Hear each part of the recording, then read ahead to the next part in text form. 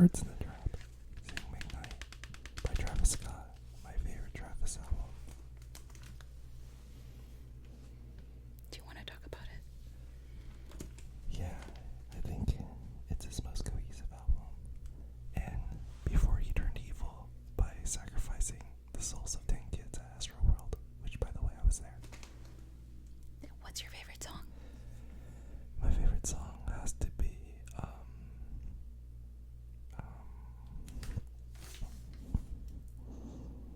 Peeps in the Trap because of Nav. Nice. Let's show the back of it too. Is it this way or the other way? I think it's this way. Oh, I think it's this way, baby. Oh, yes. Yes. It's an eagle. Yes. Very American of him. Yes. Okay.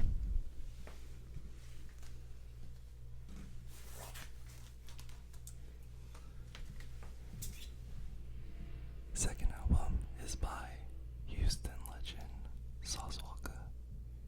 That boy then. Great album, underrated album. Came out, I think, in 2023. Great album. Highly recommend it. Check it out. I love Sauce Walka. I love everything he does. Who is he? He's a Houston rapper. He got shot like a year ago, but I'm glad he didn't die. Why did he get shot? They were targeting his homeboy when he was in Memphis. And I think they shot him, but they killed his homeboy. Oh, that's sad. Very sad. What's your favorite song off this album? The R.I.P. Pokey freestyle, which, we'll talk about later because I have a Pokey album. Who's Pokey? Houston legend who passed away on stage. He kind of had a heart attack and then just passed and died a couple years ago. That's horrible. Yeah. I'm sensing a lot of tragedy here.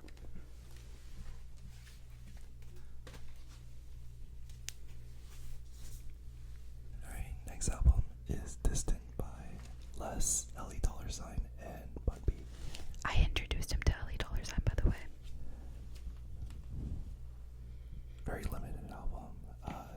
I think they made this during COVID. They went to Marfa. This Marfa Prada store, I don't think no longer exists, unfortunately. It's a piece of art. It's not a real store. Yes.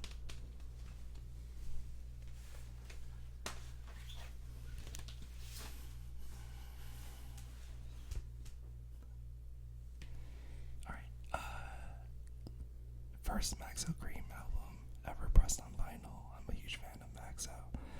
Been a fan since 2015. This is Personification, his album last year. Good album, not great, but just happy that Maxo is starting to put his stuff on vinyl. What's your standard for purchasing a vinyl? If they have association with Texas and Houston, That's it. basically. Okay. There you have it, guys. One of actually my most played. This is Orange Tape by Southside Hoodlum. I guess he just goes by Hoodlum. Classic tape. Favorite rapper out right now. I love everything that he does. He's from San Antonio, but I heard he moved to Houston recently. Do you want to tap on it? You gotta touch it like this to get the plastic sound of it. Got it. That's a good sound. Good sound indeed.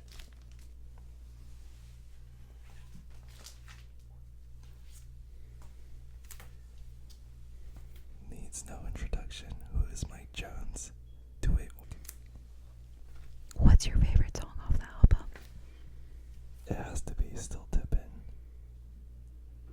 I think it might be one of the only times where this classic song Still Tippin', featuring Slim Thug and Paul Wall, has been pressed on vinyl with this album.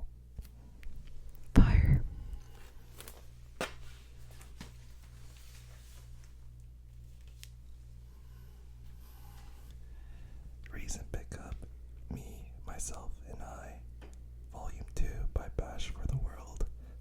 he's not Houston, but he's still from Texas. I even got autographs right here. You can see that. Paid $100 for this, and it was worth every penny. Beautiful back too, detailing his career as an artist. So you didn't get his autograph at a show or anything. You actually purchased the vinyl with the autograph. Unfortunately, yes. Got it.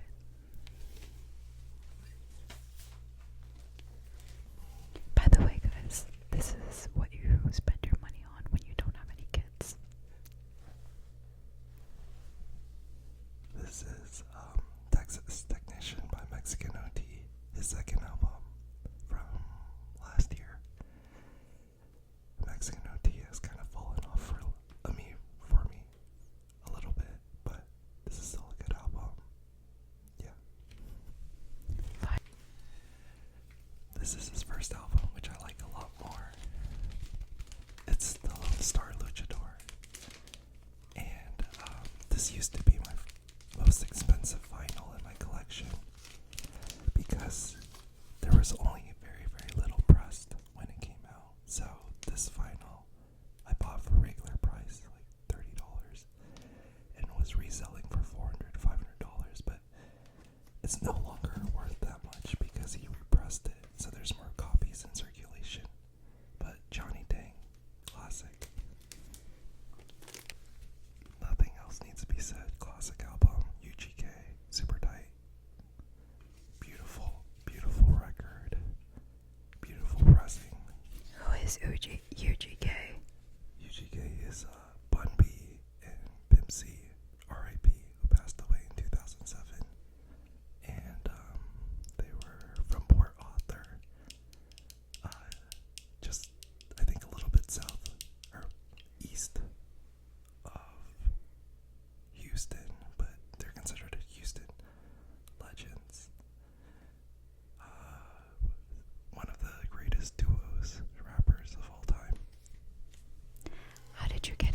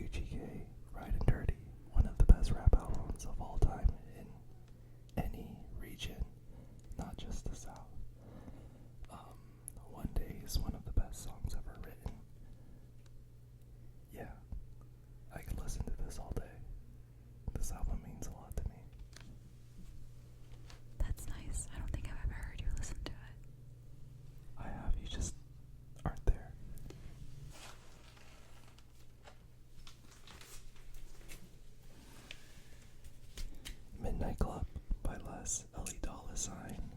I can't tell you how much I listen to Les, and how much I respect him as an independent rapper who's been in the game for probably over a decade now.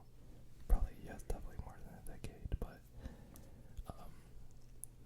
I have all his albums, this and this stint that I showed earlier on vinyl, but this one is really special because this was a limited run in 2017 and it sold out, and I had to hunt for almost a year straight just to get this record, and I finally got it from someone in Europe that I paid a lot of money for. Favorite club is favorite song, sorry, is 45 South, but yeah, if you know me, I'm a big Les fan. I introduced him to Les, by the way. I totally did. I'm sure he probably listened to it while we were driving in my car, because when we first started dating, I was always driving in my car because, let's just say, Thomas's car was not the best.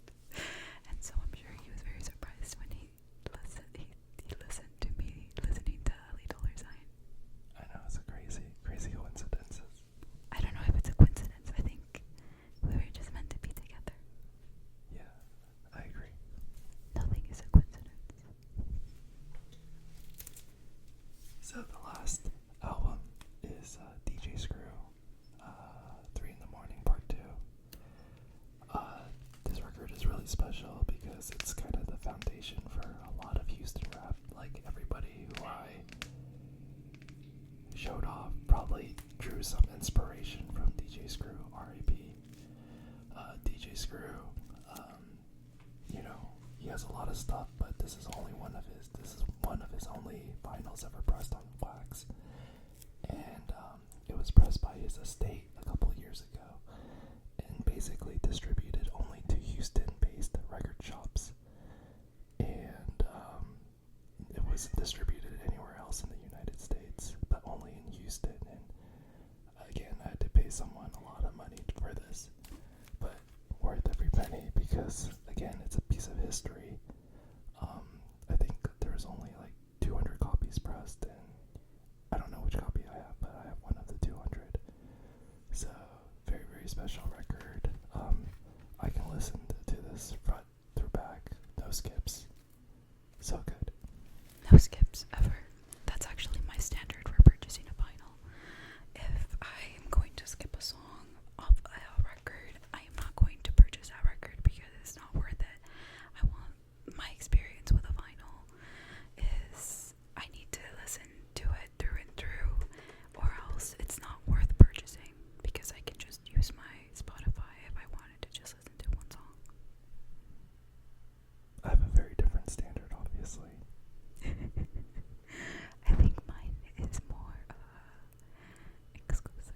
I guess yours is pretty exclusive too. Yeah, but I take a lot of pride in building a unique, eclectic vinyl record collection. And, you know, I listen to a lot of Houston rap or Texas rap, and these artists all mean something to me, and I want to support them by purchasing vinyls. Amazing. I'm going to show at least 2 of mine, and then I'll just create a part 2 with just my vinyl, so I will bring mine. Okay, so I'm gonna continue the Texas theme here a little bit because I love, this was actually, baby, can you hold the microphone? Yes. This was the first record that Thomas put on his record player. We weren't living together at the time, and so I never had access to a vinyl record before, but this was the first one that I had personally put to listen to, and I was hooked. This is Solange. When I Get Home. When I Get Home, but this is like her 2019 album, her second album after, I can't remember the name of the first album that she pulled out, but this is like, A Seat at a Table. that was her first album, right? No, it was not. It was her second album, I think. Actually, she did one with Blood Orange. Oh, see, I'm not a huge Solange fan, but you know, there's certain singles that I've loved of hers, but this was the first. Maybe not that, no tapping on the microphone. This was the first album that I listened to through and through, and it was a beautiful experience. It was the first time that I was like, wow, I can totally see what the allure of having a vinyl record is, and what it feels like, because it really feels like an experience, and this album specifically is an experience. You cannot listen to the songs individually and be like, oh, like I'm satisfied. It feels like there's more, because it's a continuance. And so yeah, I think my favorite song from this one is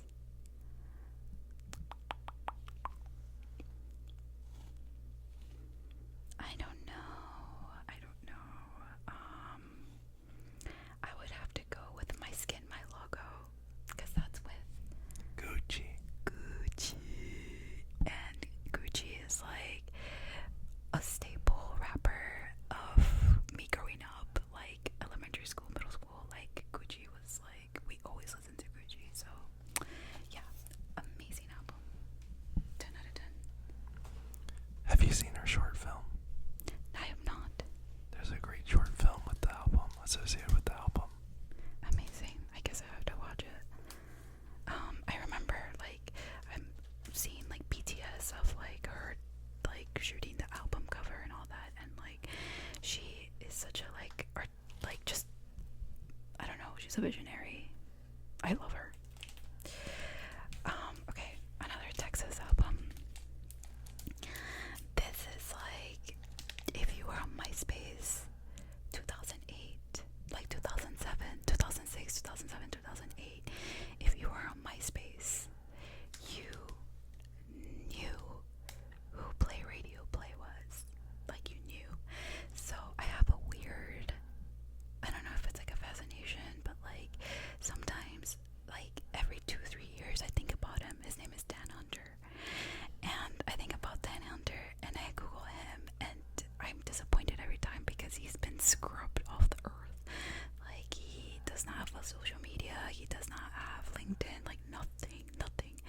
So Dan Hunter, if you're out there, what are you doing? What's up? Can you continue making music? Like, you're amazing. Anyways, back to MySpace. The first song that I ever listened to from Play Radio Play was Juicebox Paper Hat and Straw. I can't remember. Juicebox Paper Hat and a stick or something like that. And that is like, yeah, that was the gateway to listening to Play Radio Play. But yeah, this is like an iconic band from like, you know, when I was like 11, 12, 13. So yeah, my favorite song from this one is I don't know, I'm a Pirate, You're a Princess is pretty freaking good. Classic. I'm Afraid There's a Hole in My Brain is fire. Classic. Fire. And I have to thank you for getting this, because he's so into like this niche stuff that he was like, hey, I saw this record label is releasing this, so I was like, I'm gonna hop on it real quick. Yeah, crazy. Shout out Near Mint. Okay, just one more for me. This is, I feel like I have like multifaceted personalities, because I feel like my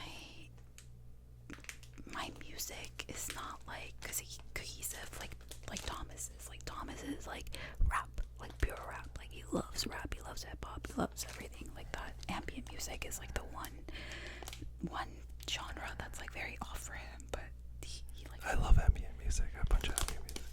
he loves ambient music. He loves ambient music and hip hop and rap. There you go. That's it. Oh, and pop, I guess, because we both really enjoy listening to like Charlie XCX. That's coming, by the way. So this is Sneaker Pimps.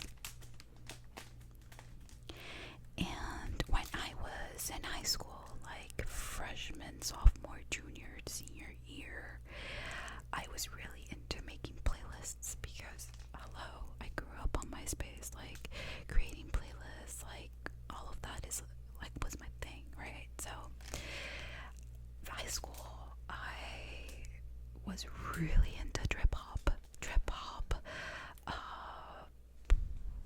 like I guess ambient music, like electronic, like I guess IDM, and Sneaker Pimps. Sneaker Pimps, was one of the first bands that I ever listened to, and I just love like the vibe, the aesthetic that is Sneaker Pimps, because they are very Gen X, like very like coming into the 2000s, like very like electronica, like very cool, simple, minimalistic. Matrix, like whenever I think of like, you know, Gen X, Sneaker Pimps, like Matrix is the first thing that pops into my head. So when we bought this album, we were really confused because we played it on 33 when it was supposed to be played on 45. So Camila thought the whole album was like bad because it was slowed down, but she really had to play it on 45 instead of 33. It's funny because the sticker actually said listen to in 33, I think it was, and so I was like, okay, it has to be 33 RPM, but it was actually supposed to be 45. I googled it and people were like, yeah, it was like a bad press or something like that, I don't know. So the first time that we heard it through and through was at 33 RPM, and it was literally it felt like it was like Alvin and the Chipmunks playing this record. So I was like, oh, I guess this is a mix, I don't know. And so yeah, so my favorite song, Six Underground. Like, Six Underground is iconic. Spin Spin Sugar, Postmodern Sleaze, oh my god, Walking Zero.